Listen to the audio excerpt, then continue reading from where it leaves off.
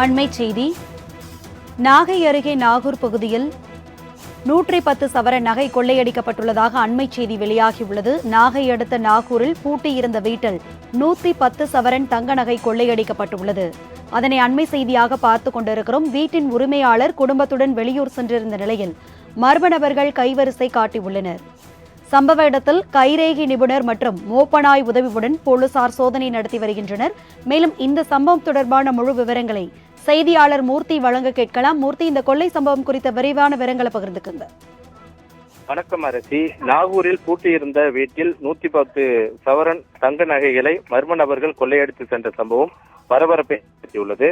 நாகப்பட்டினத்தை அடுத்த நாகூர் நூல்கடை தெருவை சேர்ந்த தாவூத் பாத்திமா நாச்சியார் என்பவர் வீட்டில் 110 பவுன் தங்க நகைகளை கொள்ளை போகியுள்ளது. கடந்த 3ஆம் தேதி குடும்பத்துடன் வெளியூர் சென்ற நிலையில் வீட்டின் பூட்டை உடைத்து மர்ம நபர்கள் வீட்டில் இருந்த 3 பீரோவை உடைத்து 110 சவரன் தங்க நகைகளை திருடி சென்றிருப்பது தெரியவந்தது.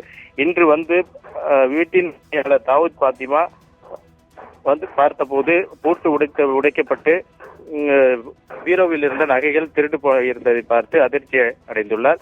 இதையடுத்து காவல்துறையினருக்கு வீட்டின் உரிமையாளர் கொடுத்த புகாரின் பேரில் சம்பவ இடத்திற்கு வந்த நாகப்பட்டினம் கண்காணிப்பாளர் பாலகிருஷ்ணன் தலைமையில் கைரேகை நிபுணர்கள் மற்றும் மோப்பனாய் கொண்டு தீவிர சோதனை நடத்தி வருகின்றனர்.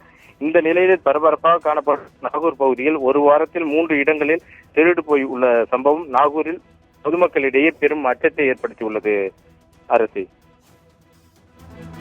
விவரங்களுக்கு நன்றி மூர்த்தி.